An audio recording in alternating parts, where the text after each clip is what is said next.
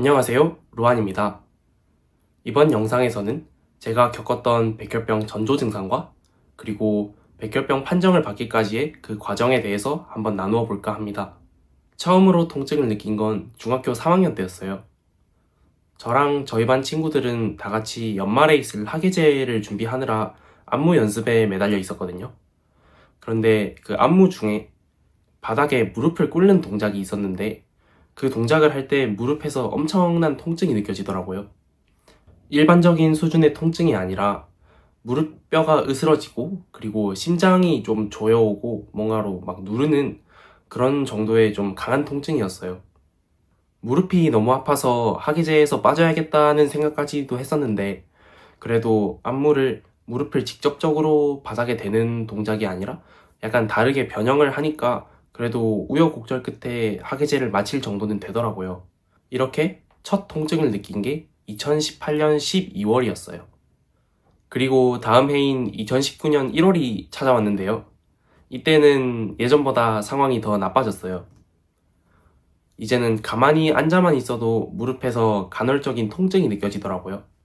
고등학교 입학 전 마지막 겨울방학이어서 나름 공부를 열심히 하고 있는 시기였는데 무릎에서 계속 간헐적으로 통증이 느껴지다 보니까 공부에 집중하기가 어렵더라고요. 그래서 이때 처음으로 제가 병원에 가기로 결심을 합니다. 집 근처 정형외과에서 진료를 받고 의사 선생님께서는 추벽증후군이 의심된다고 하셨어요. 추벽증후군이 무릎에 있는 연골막 때문에 통증이 느껴지는 그런 질환이라고 하시더라고요. 보통 운동선수들한테 흔히 발생하는 질병이라고 해요. 그 검사 결과를 듣고 저는 되게 당황스러웠어요. 왜냐하면 저는 운동을 많이 하는 편이라기보다는 몸치에 가까운 쪽이었거든요. 그래서 좀 인과관계가 잘 납득이 안 되는 결과가 나오다 보니까 좀 많이 답답했던 것 같아요. 병원에서는 당장 입원을 해서 여러 가지 정밀 검사를 받아보는 게 좋겠다고 하셨어요. 그렇지만 저는 당장 몇 달 뒤면 고등학교에 올라가야 되는 좀 그런 긴박한 상황이라고 생각을 했기 때문에 병원에 입원을 하는 게 좀 득이 되지 않지 않을까, 오히려 독이 되지 않을까 하는 생각이 컸습니다. 아무래도 전형적인 대한민국의 중고등학생 시기였기 때문에 그렇게 생각할 수밖에 없었던 것 같아요. 그렇게 입원하지 않고 또 한 달이 더 흘렀습니다. 한 달이 흘러서 2019년 2월 초가 됐어요. 이때는 이제 1월 달보다도 더 상태가 심각해졌어요. 집에서 목발이 없으면 정상적으로 걸어 다니기가 어려웠고 화장실을 한번 가려고 해도 무릎이 너무 아프다 보니까 그냥 포복 자세로 기어서 화장실을 가는 그런 상황까지 왔습니다. 상황이 이 정도까지 나빠지자 항상 저의 의견을 존중해 주셨던 부모님도 이번에는 입원을 하는 게 어떻겠냐 하고 저에게 말씀하셨습니다. 저 또한 이 시기에 병을 완전히 고치지 않으면 고등학교 가서도 계속 이걸로 스트레스 받을 것 같아서 이번에는 입원을 해보기로 결정했어요. 2월 8일에 기존에 갔던 병원과는 다른 정형외과에 가서 입원을 했고 그리고 MRI, CT 같은 여러 가지 정밀 검사들을 받았습니다. 그리고 그 다음날에 검사 결과가 나왔는데 의사 선생님께서 아무런 이상이 없다고 하시더라고요. 황당했죠. 저는 그 당시에 목발 없이는 짧은 거리도 이동이 불가능했고 계속 휠체어를 타고 병원 내부에서 이동을 했거든요. 그리고 가만히 누워만 있어도 무릎이 계속 욱신욱신거려서 아무것도 할 수 없는 상황이었어요. 그런데 검사 결과는 아무런 이상이 없다고 나오니까 저로서는 정말 많이 답답하고 내가 그러면은 뭘 해야 하지? 앞으로 무슨 치료를 받아야 하지? 라는 생각이 많이 들더라고요. 그래서 저는 병원에서 오진을 한 게 아닐까? 혹은 병원 실력이 조금 부족한가? 의사가 돌팔이인가? 라는 의심까지도 했습니다. 병원에서는 그저 입원을 연장하고 체외 충격파 그리고 약물 주사로 이제 통증을 좀 치료를 해보자고 하시더라고요. 썩 탐탁지 않았고 그리고 치료 방법에 대한 의구심도 많이 들었지만 그래도 저보다는 많이 아시는 의사 선생님께서 그렇게 하자고 하신 거니까 일단은 따를 수밖에 없었습니다. 그런데 이 치료 과정이라는 게 생각보다 상당히 힘들고 고통스러운 과정이더라고요. 아까 치료 방법에 체외 충격파랑 약물 주사가 있다고 말씀드렸는데요. 체외 충격파라는 게 안 그래도 이 통증이 있는 아픈 무릎에 마사지건 같이 생긴 의료기구로 충격을 딱딱딱 하고 주는 그런 요법이더라고요. 이미 심한 통증을 느끼는 상태에서 또 다른 충격이 가해지니까 무슨 망치로 무릎을 내려 찍는 그런 뼈가 으스러지는 고통이 느껴졌어요. 그리고 약물 주사도 마찬가지였는데요. 무릎에다가 엄청나게 아픈 그 주사기를 꽂고 이제 그 고통을 견뎌야 되는 그게 정말 너무나도 힘들었습니다. 이런 힘들고 아픈 치료를 받음에도 불구하고 통증은 계속 되더라고요. 그러던 와중에 제 중학교 졸업식 날이 다가왔습니다. 저는 아직까지도 중학교 졸업식 날을 잊을 수가 없어요. 너무나도 아쉽고 비참했던 졸업식이었거든요. 아침부터 병원에서 휠체어에 실린 채로 급하게 머리만 대충 감고 학교로 이동해서 목발을 짚고 졸업식에 참여를 했어요. 친구들 입장에서는 많이 당황스러웠겠죠?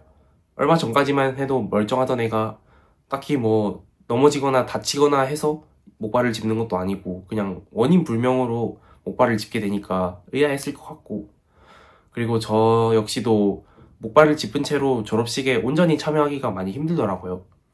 목발을 짚다 보니 편하게 거동을 하기가 어려워서 친구들과 많은 이야기를 나누지도 못하고 또 사진을 많이 찍기에도 많은 어려움이 있었습니다. 게다가 체력적인 부분도 굉장히 안 좋아졌는데 그게 그 당시에는 입원을 갑자기 해서 그런가? 라고 생각을 했어요. 그런데 나중에 백혈병 판정을 받고 나서는 그게 제 몸에서 암세포가 서서히 활동을 하기 시작한 증거라는 것을 알게 되었습니다. 아무튼 그렇게 거동이 많이 불편해서 목발을 짚은 상태였고, 그리고 체력적으로도 많이 힘든 게 느껴져서 저는 일찌감치 병원으로 돌아올 수밖에 없었습니다.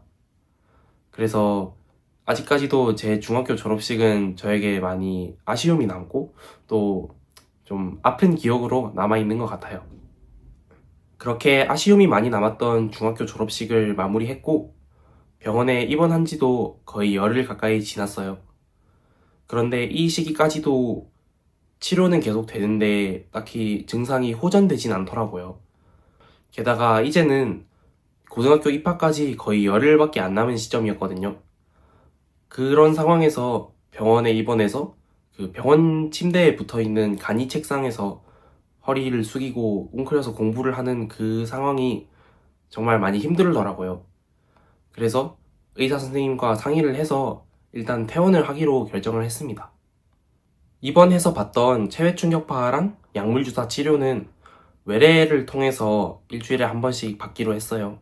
그런데 퇴원을 하면서 집 근처 내과에 한번 가보라는 이야기를 들었어요.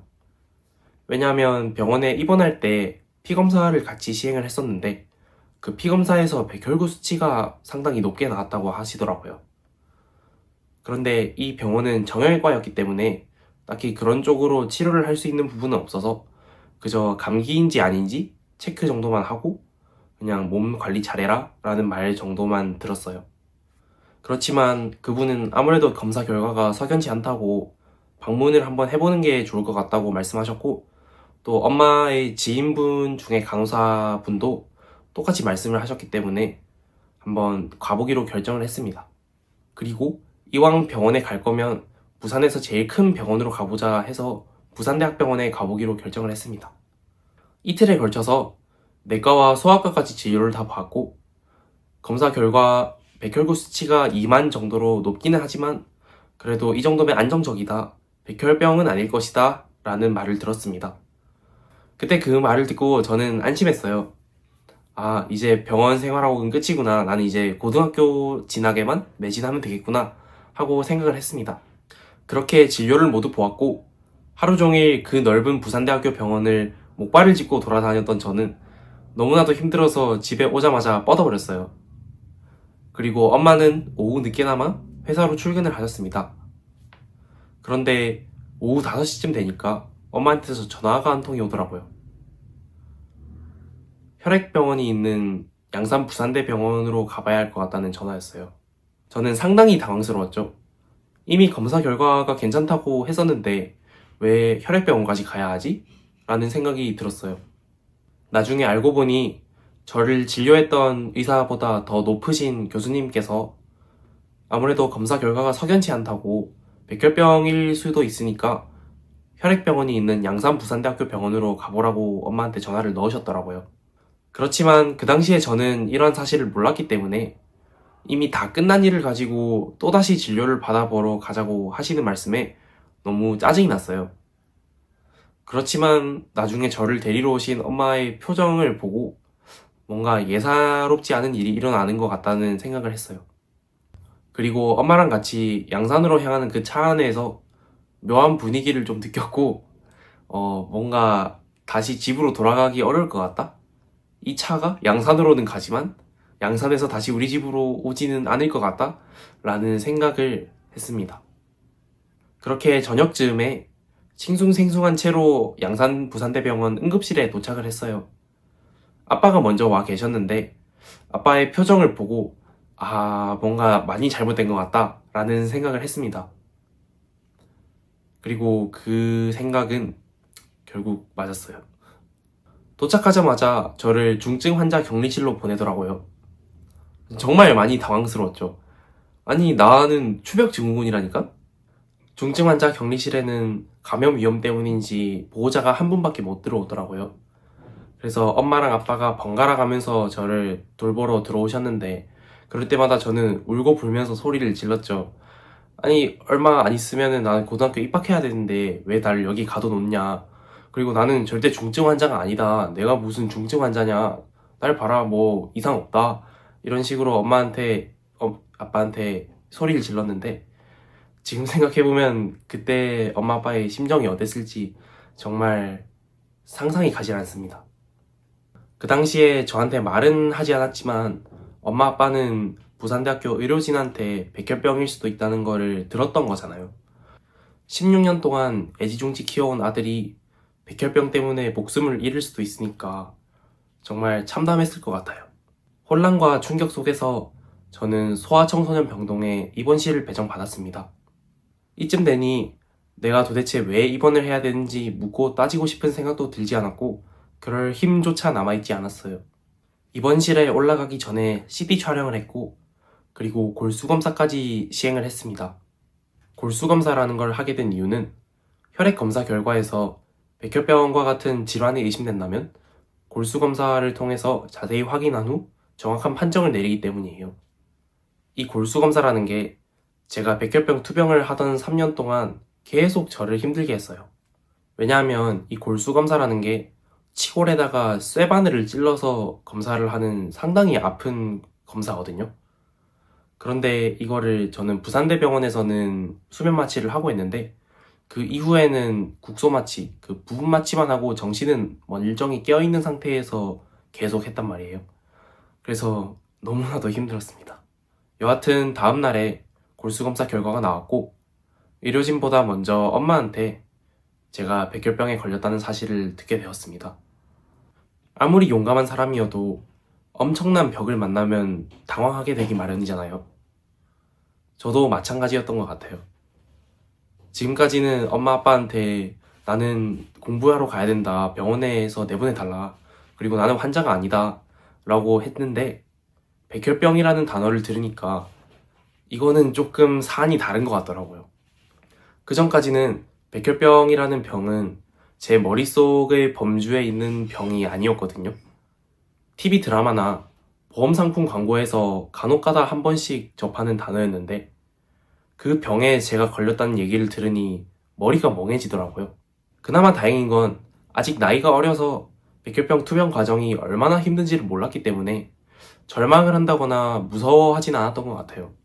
그렇지만 지금까지 내가 걸어왔던 길과는 상당히 다른 길을 가게 될 것 같다는 생각은 많이 들었습니다. 그렇게 2019년 2월 22일 제 삶이 송두리째 바뀌었던 날이죠. 의사 선생님께 백혈병 판정을 정식으로 받았습니다. 너무나도 큰 병이다 보니 병원에서는 당장 항암 치료를 시작하자고 했어요. 그렇지만 저희 부모님은 제가 아직 나이가 어리고 그렇기 때문에 조금이라도 치료에 성공할 가능성이 높은 서울로 올라가자고 말씀하셨어요. 그렇게 카톨릭 대학교 서울성모병원으로 올라가기로 결정을 했고, 그때부터 저와 정낙균 교수님과의 인연이라고 할까요? 주치의와 환자의 관계가 시작이 되었습니다. 그렇게 저는 제 앞에 놓인 일들이 얼마나 무서운지도 모르는 채로 서울로 올라가게 되었습니다. 네, 지금까지 제가 겪었던 백혈병 전조 증상과 그리고 백혈병 판정을 받기까지의 과정에 대해서 말씀드렸는데요. 많은 분들께 도움 혹은 공감이 되었으면 좋겠습니다. 그럼 지금까지 저의 긴 이야기를 들어주셔서 감사하고 저는 또 다른 영상을 열심히 만들어 보도록 하겠습니다. 감사합니다.